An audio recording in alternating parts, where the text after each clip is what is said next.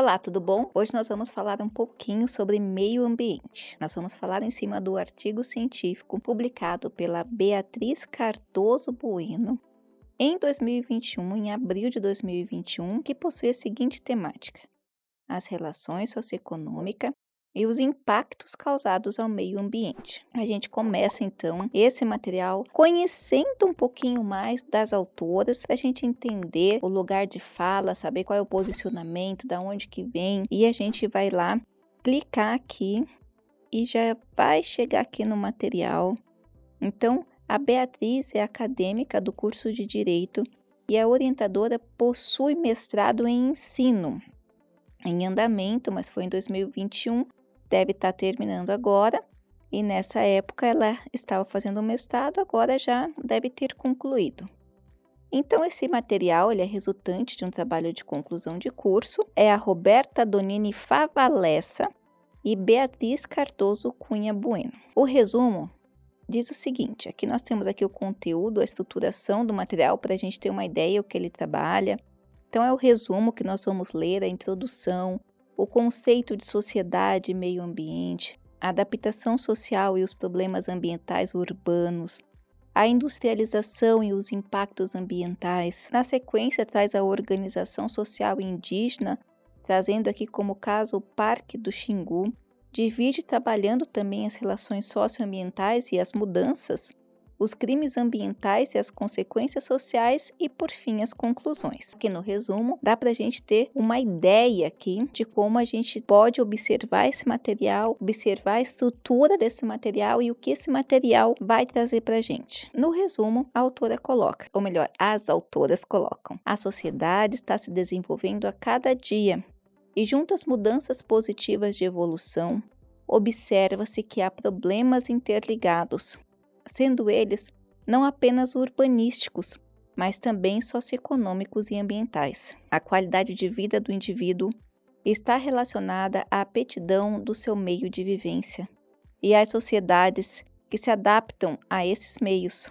Assim, há sociedades formadas nos âmbitos rurais, urbanos e até mesmo de vivência em locais afastados e isolados das demais civilizações, como as aldeias indígenas do Parque do Xingu. O objetivo desse trabalho é expor algumas relações socioambientais, mostrando que as sociedades que se desenvolvem nos grandes centros possuem um número maior de aparatos tecnológicos, dispondo de possibilidades que muitas vezes não são encontradas em outros tipos de sociedades. Porém, em ambos locais ocorrem problemas socioambientais e econômicos. Devido às modificações advindas das ações do homem, aclara-se que qualquer forma de vivência modifica o âmbito natural. Se realizadas de forma inconscientes, inoportunas e ilegais, os problemas serão sempre interligados à sociedade, causando mudanças negativas na qualidade de vida, trazendo consigo dificuldades para o mínimo necessário para a dignidade humana, uma vez que haverá déficit de saneamento básico, o que causa diversas doenças, acarretando falta de oportunidade e desemprego em massa. Desta forma, o trabalho foi desenvolvido através de leitura e pesquisa de campo, tendo incluso uma entrevista concedida pelo chefe da coordenação técnica local do Polo Hawaii, da FUNAI, com sede no município de Canarana, estado do Mato Grosso. Palavra-chave: sociedade, meio ambiente, aldeia indígena e problemas de modificação. Na introdução, então, a autora traz essa modificação da sociedade, a responsabilidade do sujeito e da sociedade em geral na ocupação do espaço, das mudanças da urbanização até mesmo dos centros rurais, no impacto dessas transições nessas comunidades que são longe. Na sequência, traz então o conceito de sociedade e meio ambiente, trazendo a importância desde lá de Marx, de se repensar essa forma de trabalho, essa forma de industrialização, do capitalismo excessivo, da questão da consciência, como o próprio Marx coloca. Não é uma consciência do homem que determina seu ser, mas o seu ser social que determina sua consciência. E aí tem outra colocação aqui falando de Marx e Engels que fala sobre a moral, a religião, a metafísica e qualquer outra ideologia, assim como as formas de consciência que a elas correspondem, perdem toda a aparência de autonomia, não têm história nem desenvolvimento, mas os homens, ao se desenvolverem em sua produção material e relações materiais, transformam a partir de sua realidade também o seu pensar e o produto ou os produtos do seu pensar. Isso é uma coisa muito profunda, mesmo esses autores sendo considerados antigos, a gente está falando de autores do século passado e mais ainda do século retrasado, que trazem, né, essa concepção. Embora a bibliografia seja nova, a gente compreende que isso aqui é uma atualização que foi feita, né, nas traduções, nas publicações, mas tanto Marx quanto Hegel são do final de 1800, começo de 1900, então a gente traz autores que já nessa época conseguiam conceber essa modificação e esses impactos, né? Esse produto do pensar que agora nós estamos vendo aí os resultados de maneira mais controversa e impactante. E aí a autora continua aqui esse material falando da adaptação social e os problemas sociais urbanos, trabalha questões como a desigualdade, o que já era preconizado lá atrás também.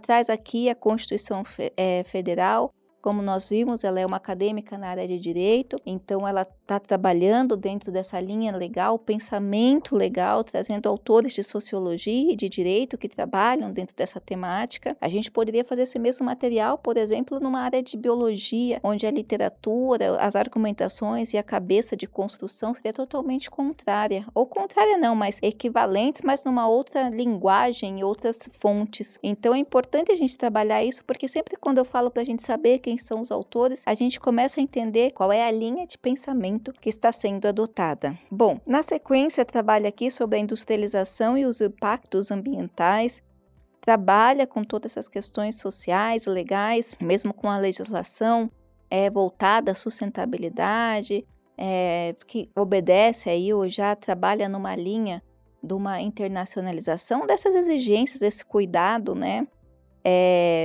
A Organização Social Indígena do Parque do Xingu, ela trabalha também apresentando então essa comunidade, falando sobre as terras indígenas, né? Estabelecendo ali toda essa construção de reconhecimento para você que não conhece, que está tendo contato com essa realidade agora.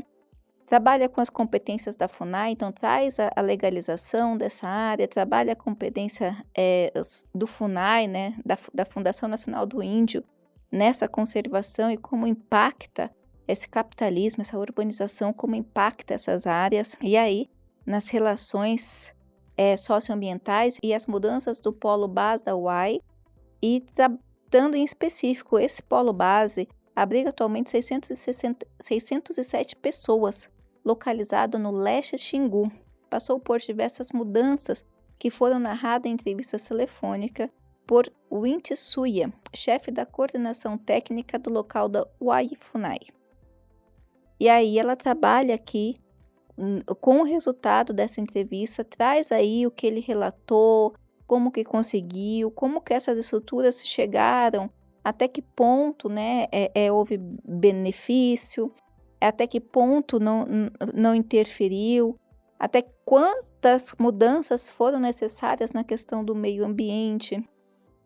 Então, a relação entre índios e fazendeiros, que como a gente viu recentemente, é uma problemática ainda que perpetua. Os crimes ambientais e as consequências sociais é a sequência desse material, muito rico de informação, principalmente do que a gente chama de pragmatismo, né? Quando você traz uma pessoa tão importante e que vivencia um local para falar. E aí, na conclusão, ela coloca, com base nas fundamentações apresentadas através dos temas explícitos, este artigo tem como finalidade mostrar os problemas ambientais causados pela urbanização e seu desenvolvimento. Os problemas citados sempre irão existir. Cabe à sociedade vivente no âmbito afetado e seus governantes buscar formas de solucioná-los, amenizando as consequências e cultivando o meio ambiente, valendo-se adequadamente de tais recursos, respeitando e cumprindo leis e normas estabelecidas para feitos análogos à ideia de preservação.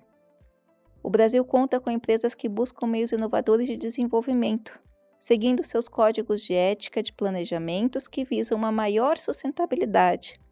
Desta forma, além da preocupação com preservação ambiental, em sua maioria, buscam empregar pessoas viventes no âmbito no qual a empresa se encontra, e assim, ao gerar empregos, contribui para o aumento do crescimento econômico do local.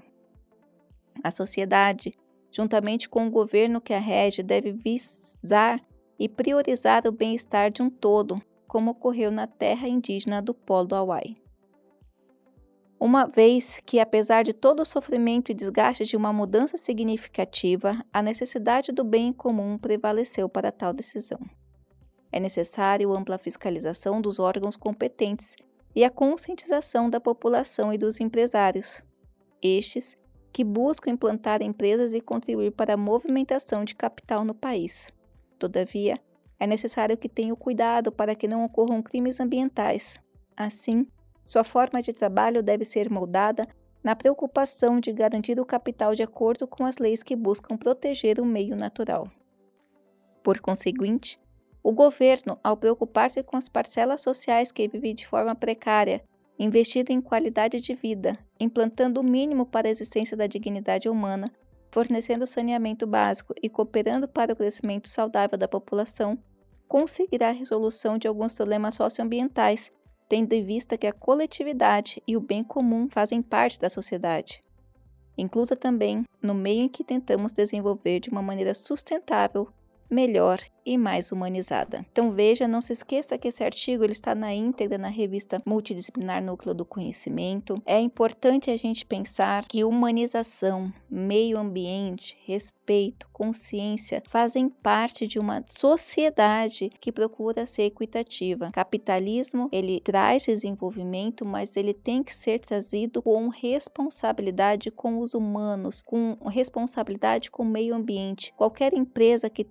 queira então daqui para frente se manter nessa sociedade deve pensar como um todo em todas as suas relações com as suas pessoas, seus colaboradores, com o meio ambiente, com todos os atores envolvidos ali naquela produção ou promoção de produto ou serviço. Esse material serve então para a gente ter como base ou start essa consciência. Por isso, não se esqueça de deixar o seu comentário, se inscrever no canal, compartilhar esse vídeo, ir na revista Núcleo do Conhecimento e saborear um pouquinho de forma gratuita todo esse material disponibilizado para você. Um grande abraço e até a próxima!